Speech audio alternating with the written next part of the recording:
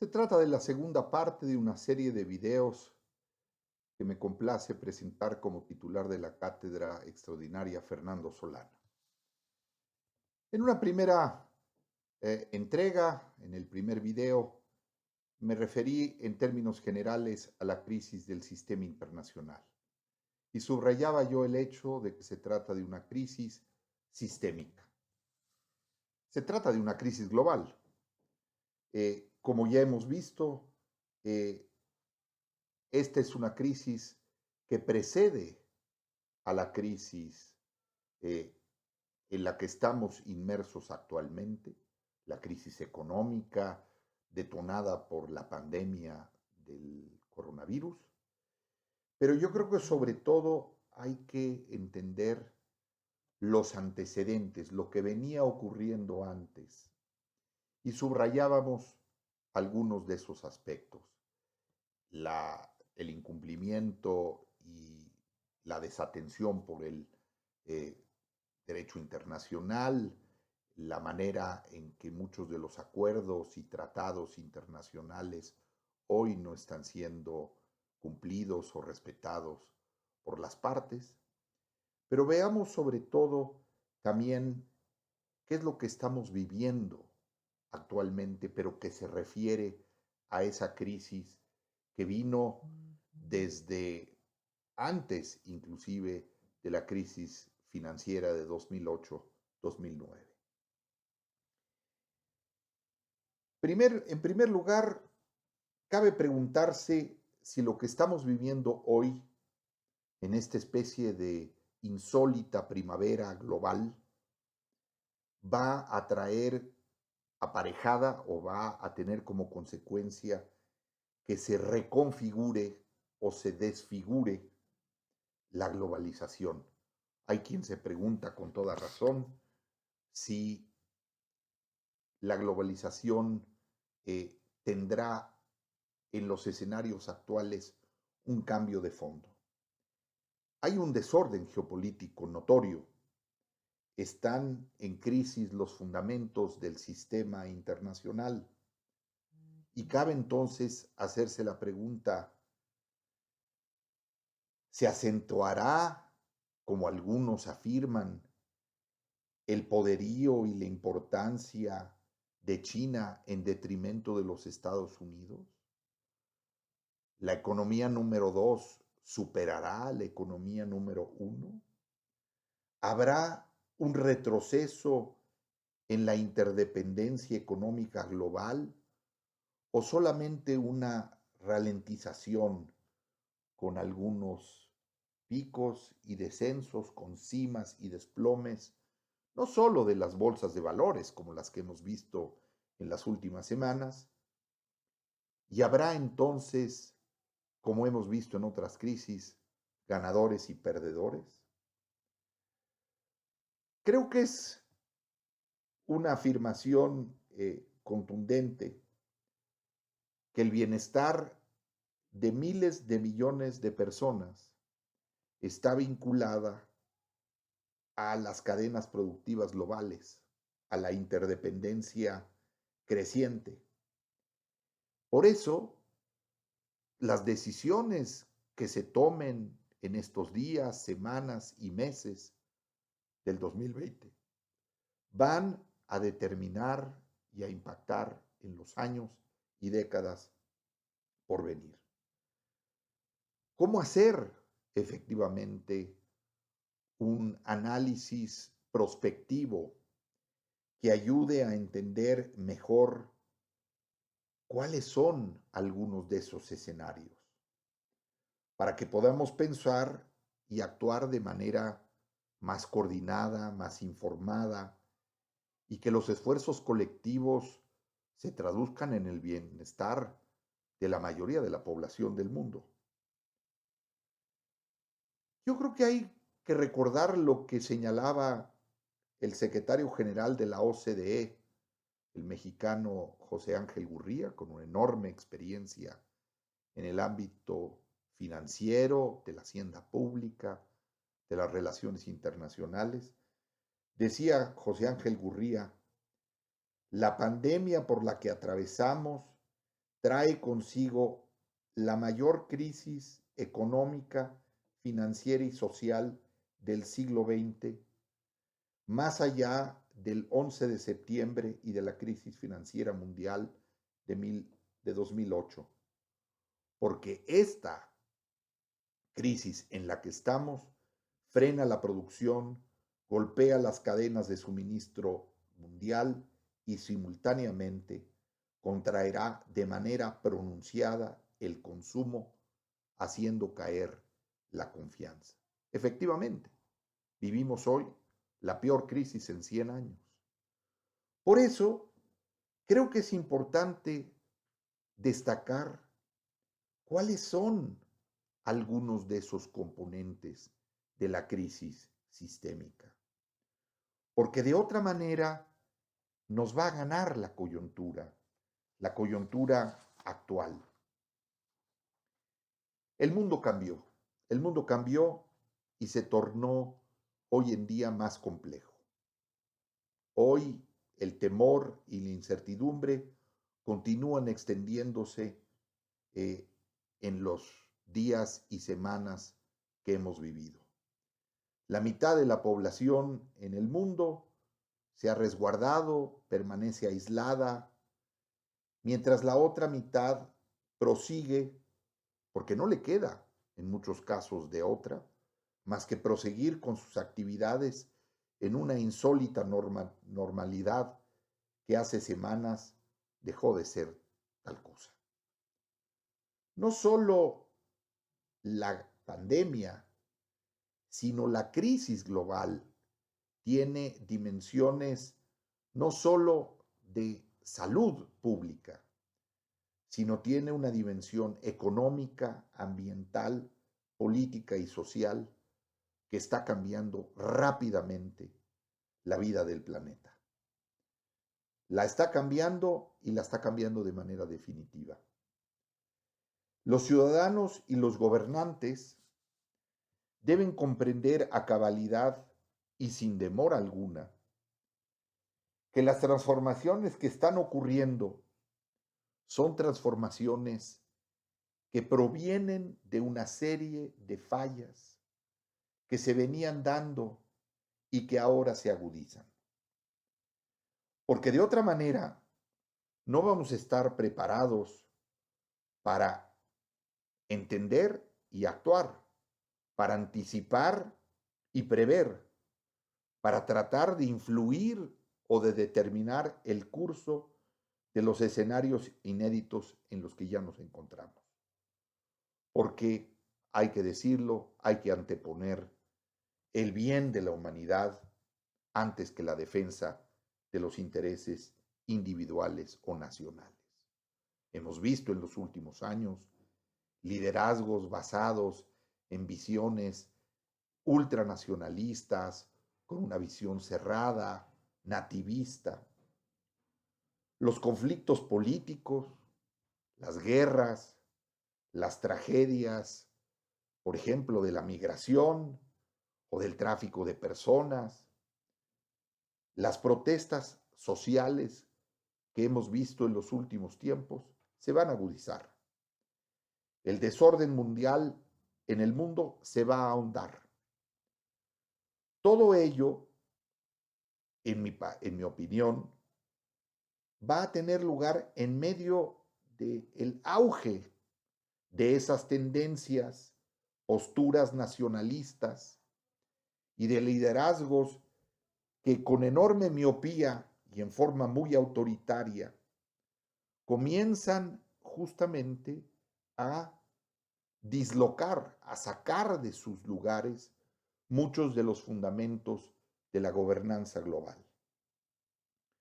Por ejemplo, se comete un grave error si se piensa que las disputas ideológicas, las batallas por los mercados energéticos, esta guerra de precios entre los principales productores de petróleo del mundo, lo que han hecho es hacer que se desplome el precio del petróleo. No obstante, el acuerdo para una reducción muy importante, como nunca se había visto. de la producción de petróleo, pero también las disputas ideológicas, incluida la emergencia ambiental, las medidas de rescate económico, el auge del crimen internacional, transnacional, eh, los ciberdelitos, la lucha inclusive para mantener los mínimos de estabilidad política y económica van a ir creciendo. Estos escenarios requieren de una gestión, requieren de verse más allá de una visión cerrada al interior de las fronteras nacionales. El mundo cambió su curso y lo ha hecho de una manera súbita y extraordinaria.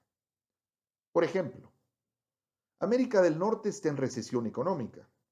La economía de los Estados Unidos, que cabe recordar es el destino principal de las exportaciones mexicanas, sufrirá este año una reducción de casi el 3%. La de Canadá por encima del 3%. Y ellos son nuestros principales socios comerciales. Decenas de miles de migrantes mexicanos en Estados Unidos se están quedando sin empleo. Va a hacerles imposible remitir o mandar remesas, o al menos en el monto que lo hacían, a México. Y eso va a hacer, sin duda, que esto tenga un enorme impacto negativo para millones de familias mexicanas. Acordémonos que las remesas de los migrantes mexicanos en los 2 últimos años superaron los 30,000 millones de dólares. El turismo, fuente de ingresos y particularmente de divisas en México, ha sufrido un descalabro como nunca lo había sufrido. El turismo de masas se acabó. Aún si se logra un arreglo, como lo hemos visto, temporal en la OPEP, reduciendo en 10 millones o cerca de 10 millones de barriles la producción, el precio del petróleo no se va a recuperar. No se va a recuperar porque la economía mundial está en medio de una contracción descomunal. Todo ello va a repercutir en las finanzas públicas mexicanas, no solo en las capacidades del gobierno, sino en las posibilidades de empleo, de progreso, de bienestar de todos los mexicanos y mexicanas. El mundo no puede darse hoy, además, el lujo de elegir entre abordar la crisis sanitaria y la crisis climática. Tenemos que afrontar ambas. También hay que recordar que la Organización Mundial de la Salud, que hoy encabeza los esfuerzos para el combate a nivel global de una pandemia como la del COVID-19, a la que, por cierto, Trump decidió retirar su contribución financiera, una raya más al tigre en las decisiones unilaterales de los Estados Unidos, como lo ha hecho en otros momentos respecto de la UNESCO, cuando algunas de las resoluciones o las actividades de esas organizaciones u organismos no satisfacen o no concuerdan con los intereses estadounidenses.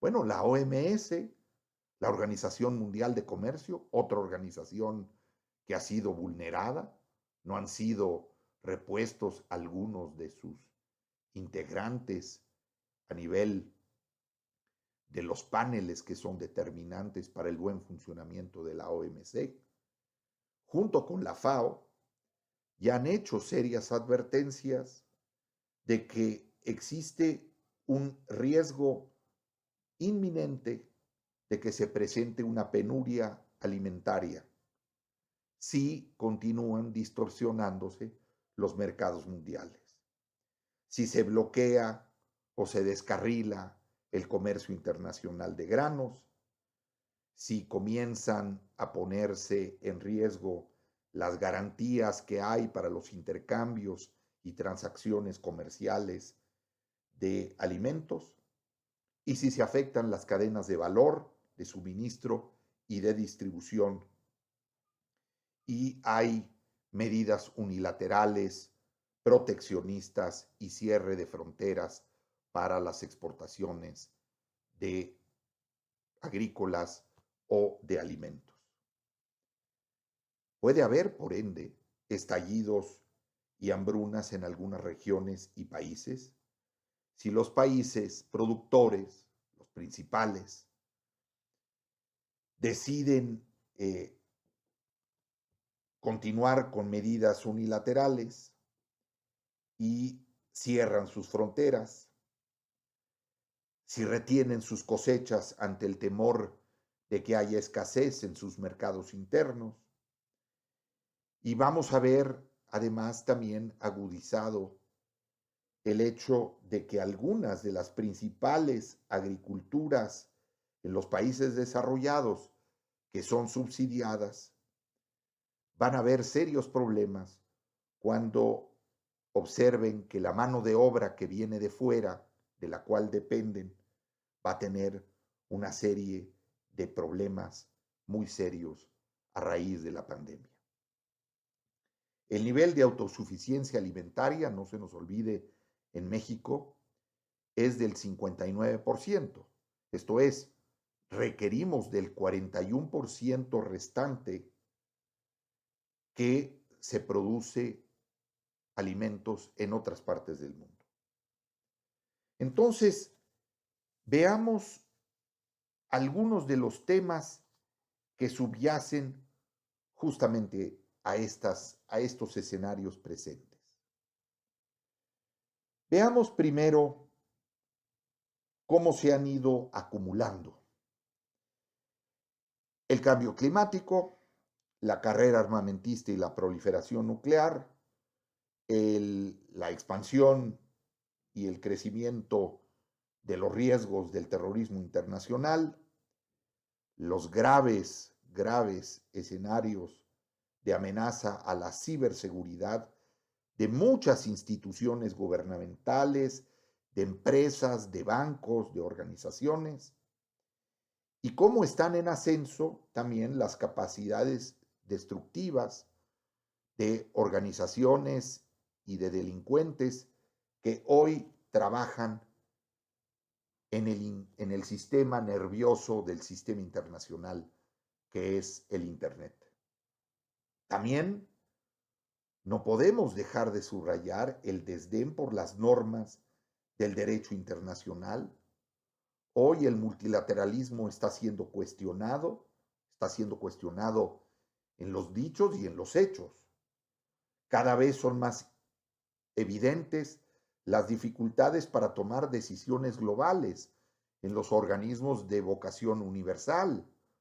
Hoy vemos al G20 antes que ver las realidades de los acuerdos que quisiéramos ver en Naciones Unidas.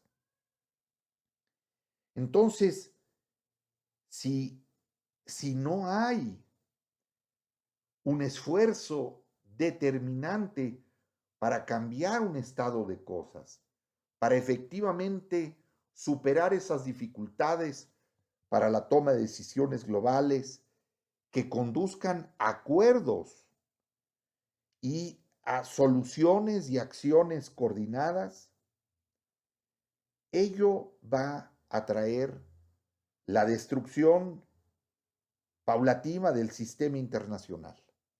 El sistema multilateral de comercio está efectivamente hoy en riesgo porque se han desarrollado una serie de guerras comerciales entre Estados Unidos y China, pero también guerras comerciales entre Estados Unidos y la Unión Europea, o al interior de la Unión Europea, o algunos de los acuerdos más importantes de comercio, el TEMEC, o el acuerdo entre la Unión Europea y Brasil, y el CONOSUR, vamos a ver efectivamente que hay una situación en donde los mercados no solo están respondiendo, hay una tremenda fuga de capitales de muchas de las economías emergentes. Los mercados son particularmente volátiles y hay un enorme desconcierto, muy complicado hoy para ponerse de acuerdo de cómo conducir, cómo, cómo llevar la crisis económica global cuando vemos hoy una caída en los activos de, de las economías emergentes, cuando hemos visto además cómo en un periodo muy, muy corto se ha perdido una enorme riqueza. Cabe aquí recordar cómo la UNCTAD, la Conferencia de Naciones Unidas sobre Comercio y Desarrollo, ha venido destacando en sus últimos informes que van a ser los sectores energético, aéreo y automotriz los que van a ser más afectados, que la inversión extranjera directa se puede contraer hasta en un 15%, por lo que este y el próximo año la economía mundial podría no crecer. Hay muchas evidencias de la desaceleración económica que va a tener efectos directos sobre la producción, sobre la generación de riqueza y, como decíamos ya anteriormente, en las cadenas de valor, de suministro, de logística. Y ya advertimos en estas primeras semanas cómo los efectos sobre la demanda de bienes y servicios, el encerrón en el que se ha debido poner la mitad del mundo, ha hecho que la gente deje de comprar, las fábricas y las industrias estén paradas, no haya viajes ni turismo, y ahora el dinero va a costar menos y los bancos centrales van a continuar reduciendo las tasas de interés. Fíjense nada más cómo, a diferencia de 2014, cuando el precio del petróleo cayó de $110 por barril a 35 en 6 meses, ahora esto se ha producido en una forma todavía más grave. Por eso, tenemos en ese sentido que volver a poner el énfasis en algunas de las premisas del sistema internacional. La búsqueda de la paz y de la seguridad internacionales. Hoy hay que no dejar de lado, por ejemplo, el hecho de que los riesgos de una confrontación nuclear han ido en aumento. Corea del Norte en las últimas semanas ha lanzado nuevos misiles para demostrar sus capacidades balísticas ofensivas. Las presiones y las sanciones internacionales están probando ser ineficaces, no están funcionando. Si vemos hoy las realidades del sistema internacional, hay una suerte de quiebra. Y por ende, tenemos que pensar en cómo podemos cambiar esos escenarios, esos escenarios de una crisis que no se fue, de una crisis que persistió después de la crisis financiera, después eh, de las manifestaciones más críticas eh, en la Unión Europea, a raíz del Brexit, de las tensiones alrededor de la migración o algunas de las situaciones críticas para muchos países. Brasil atraviesa por una crisis colosal, una crisis política desde las acusaciones y el enjuiciamiento del presidente Lula, la caída y deposición del poder de Dilma Rousseff, el gobierno de Michel Temer y el actual gobierno de Jair Bolsonaro. Pero no hay prácticamente país alguno, región alguna del mundo, que no enfrente esa crisis sistémica, esa crisis que tiene esos distintos componentes. Por eso he querido aportar estos elementos.